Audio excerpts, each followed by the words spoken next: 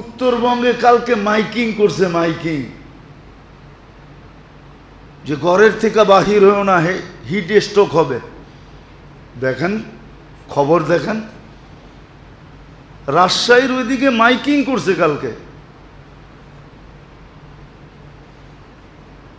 এক ঠেলায় উঠে গেছে 40-এর উপরে। আপনার ঢাকা শহরে মাইকিং করে কিনা দেখেন যে রৌদ্রে বাহির হয়েও না, ঘরের তে বাহির হয়েও না, হিট স্ট্রোক হবে। প্রচার তো চলছেই, গরমের ভিতরে পানি কোনটা পান করবেন, কোনটা করবেন না, কিভাবে থাকবেন, কিভাবে থাকবেন না, মিডিয়ায় তো সমানে প্রচার হইতেছে। আমার চেয়ে তো বেশি আপনারা চোখ রাখেন। এই পরিবর্তন ইঙ্গিত দিতেছে যে দুনিয়া মনে হয় শেষের দিকে। ওমানে যে বৃষ্টি হইল, ওরা বলতেছে 100 বৎসর ধরে ভাবিও নাই এরম বৃষ্টি হইতে পারে। এগুলা সব বহন করতেছে যে দুনিয়া শেষ হওয়ার কাছে চলে আসছে, গুটানের সময় চলে আসছে, কিয়ামত কাছে চলে আসতেছে। এগুলোই বহন করে যে দুনিয়া কোন দিন সূর্য পশ্চিম দিক থেকে উঠা যাবে, তওবার দরজা বন্ধ হয়ে যাবে, আর ফিরা যাবে না। এগুলা সব মানুষ বলে না জলবায়ু পরিবর্তন, আসলে জলবায়ু পরিবর্তন না, দুনিয়া শেষের ইঙ্গিত। এটা দুনিয়া মনে হয় শেষের দিকে, দুনিয়াকে মানুষ ধ্বংসের দিকে নিয়ে যেতেছে। রাগ হেন না, যারা আমরা দিনদার মনে করি, রব্বে কাবার কসম, যদি ওই মিটার দিয়া মাপা হয় যেটা দিয়া দিন মাপে দিন, ওই মিটার দিয়া মাপলে আপনি আর আমিও দিনদার বাহির হমু না। রাগ হেন না, আমি আমার কাঁধে নিতেছি, তাবলিগ করতে করতে জিন্দেগি শেষ করে দিছি, কিন্তু এখনো আমার ভিতরে মৌলিক জিনিস আসে নাই। খালি একটু নামাজ রোজা আইছে, আমার মুআমেলা ঠিক হয় নাই, লেনদেন ঠিক হয় নাই, আমার মুআশারা ঠিক হয় নাই, সমাজে থাকার মতো ইসলামিক রীতিনীতি মতে আমি থাকি না, আমার আখলাক ঠিক হয় নাই। যাদেরকে আমরা দিনদার মনে করি, আমরা যারা নিজেরা নিজেকে দিনদার ভাবি, আমরাও দিনদার না। আপনি দিনের মাপকাঠি দিয়ে মাপেন, সত্য করে আমাকে মাপেন, নিয়ে আসেন মেশিন দিনের, আমাকে মাপেন, আমি প্রস্তুত আছি। আমি তো বলতেই আছি আমিও দিনদার না, আমিও পড়ব না মাপকাঠিতে, আমি আমারটা স্বীকার করতেছি। আজকে দিনদারি আমাদের ভিতরে নাই, দুনিয়া শেষ দিকে চলে আসছে। যারা যুগ যুগ শত শত বৎসর ভাবে নাই, এরকম এক একটা জিনিস হইতেছে। নাইলে মাত্র চৈত্র মাস শুরু, বৈশাখ মাস শুরু হইল, তাপমাত্রা 40, এখনো তো জ্যৈষ্ঠ বাকি, এখনো তো আষাঢ় বাকি, এখনো তো শ্রাবণ বাকি, এখনো তো ভাদ্র বাকি, এখনো তো আশ্বিন বাকি। কোথায় উঠবে? আসেন নেয়ামতকে নেয়ামত ভাবি, শুকরিয়া আদায় করার পদ্ধতি শিখি। না শিখি কমসে কম দোয়া দিয়া হইল যে আল্লাহ আমি পারি না, শুধু দোয়া পড়তে পারি, দোয়া হইলেও পড়েন। নিজেকে বাঁচান, পরিবেশকে বাঁচান, নিজে বাঁচান, দোয়া পড়েও পার হওয়া যাবে। এই জন্যই বলতেছিলাম নেয়ামত জানতে হবে যে কোনটা নেয়ামত, এর দোয়া কি, শুকরিয়া কিভাবে আদায় হবে। শুকরিয়া আদায় শেখা উচিত। দুনিয়ারটাও শিখেন, আখেরাতেরটাও শিখেন, কাজে লাগান। হায়াত চলে যাবে, এগুলা দেখাই আল্লাহ আমাকে আপনাকে ফাঁসাবে। আপনাকে আমাকে যে বাঁধবে, বান্দা ফেলবে, আপনাকে আমাকে যে জাহান্নামের ইন্ধন বানাবে, এইগুলা দেখাই বানাবে। বলবে আমরা তো সুযোগ দিছিলাম, তুমি সকাল সন্ধ্যা দোয়াই পড়তা, দোয়া তো পড়ি না। আচ্ছা সব বাদ দিলাম। এর আগেও মনে হয় বলছিলাম, এখনো বলতেছি, ঘুমের থেকে উঠা যদি তওবা করতো। বলবেন ঘুমের থেকে উঠা আবার কি তওবা? তাহলে আমি দেখাইতেছি। আল্লাহ তো প্রথম আকাশে চলে আসে, আমাদের দুনিয়ার ছাদে। ঘুমের থেকে উঠা যদি বলতো, আল্লাহ আপনি এত কাছে আসছিলেন, আমি ঘুমায়াছিলাম, আপনি আমাকে মাফ করে দেন না, আমি দেখা করতে পারি নাই, আমি সজাগ থাকতে পারি নাই। ঘুমানোর আগে যদি তওবা করতো যে আল্লাহ সারাটা দিন পার হয়ে গেল, একবারও তো আপনার নাম নিতে পারলাম না, আল্লাহ ঘুমাইতে চললাম, উঠাইলে উঠবো নাইলে উঠবো না, আমি কিন্তু আপনার কাছে সাচ্চা পাক্কা ঠাক্কা দিলে তওবা করতেছি, আপনি আমার গুনাহগুলা মাফ করে দেন।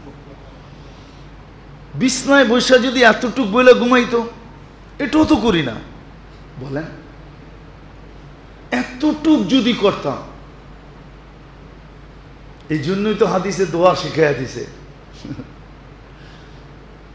হাদিসে দোয়া শিখাইয়া দিছে 3 বার যদি পড়ে, 3 বার,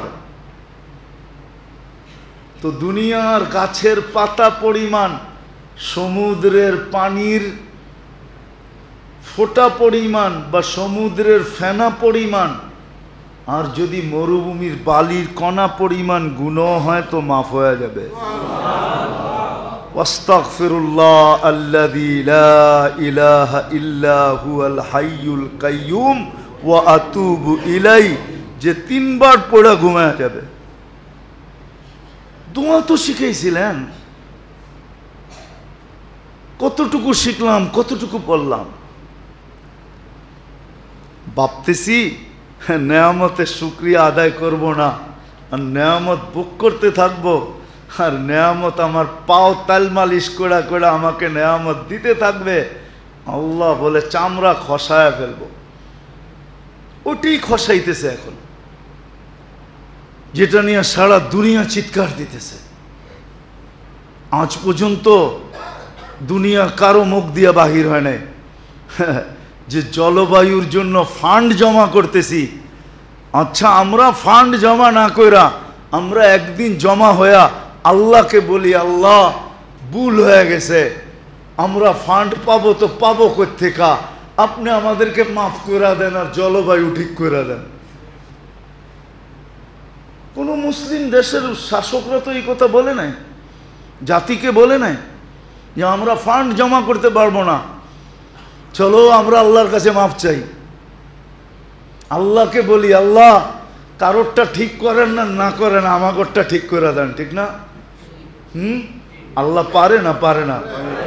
প্রমাণ দিমু, প্রমাণ দিই একটা। কখনো মনে হয় দেখছেন, ঠিক না? রাস্তা দিয়া যাইতেছেন, রাস্তার এই পাশে বৃষ্টি হইতেছে, রাস্তায়ও হইতেছে না, রাস্তার এই পাশেও হইতেছে না, ওদিক দিয়ে দুমায়া বৃষ্টি, ঠিক না? দেখছেন? তাহলে এরকম হয় কি করে? কে করছে? হ্যাঁ, না মেশিন দিয়া সেট করছে, না প্রযুক্তি দিয়া করছে? কে করছে? হ্যাঁ, ওইদিকে বৃষ্টি, এখানে কোনো বৃষ্টি। আবার আমরা ছোটবেলা বলতাম শিয়া, এদিকে খাখা রৌদ্র, ওইদিকে বৃষ্টি, আমরা কি বলতাম? শিয়ালের বিয়া, ঠিক না? কে করছে? আল্লাহ তো দেখা আমি পারি, আমরা তো করি না। আসেন মেরে দোস্ত, যেই কটা বললাম, কোনটা পারেন আপনি ভাবেন যে আমি কোনটা পারি। আমি কি দোয়া শিখতে পারি না পারি না? সবগুলা পারি না একটা পারি? একটাই শিখেন। আপনি কিচ্ছু পারেন না তো আপনি তওবা করেন, আল্লাহর কাছে মাফ চান, ডেলি 2 বার।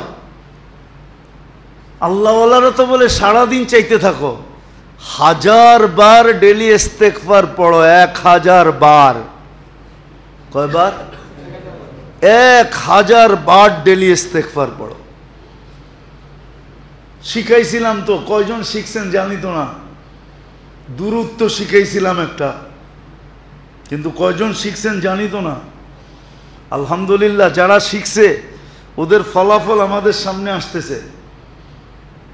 দেশের ভিতর থেকে তো আসতেছে, বিদেশ থেকে আসতেছে। এতেকাফের সময় এক ছেলে, সে রিয়াদ থেকে আসছে শুধু এইটা শুনানোর জন্য যে আমি দুরুদের আমল করে আল্লাহর রসুলকে স্বপ্নে দেখছি, শুধু আপনাকে শুনানোর জন্য আসছি, নাহলে এই সময় আমার আসার কথা না। পড়েন, শিখেন, লম্বা তো না, শর্ট।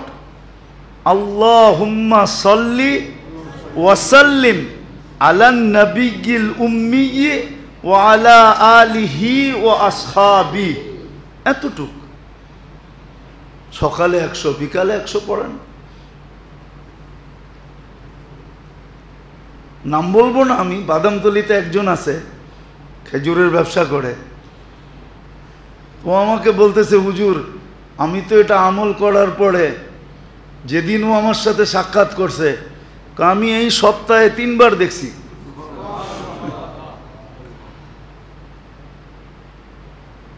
তো কানতে ছিল, খুব কান্নায় ভেঙ্গা পড়ছে। আমি বলছি, বেটা চালায়া যাও, মন্দ যেন না হয়। তো সহজ, ইস্তেগফার করেন, দুরূদ পড়েন, মাপ চান আল্লাহর কাছে। মুসলমানের কাছে এখন একটা অস্ত্র আছে, আর কোনো অস্ত্র নাই। মুসলমানের দিলের ভিতরে এখন বিজাতির এতটুকু প্রভাব বিস্তার হয়ে গেছে, কোনো জায়গা খালি নেই। শুধু একটা রাস্তা খোলা আছে, সেটা হলো আল্লাহর কাছে তওবা করা, মাপ চাওয়া। আল্লাহ মাফ করা দেন, তওবা করা।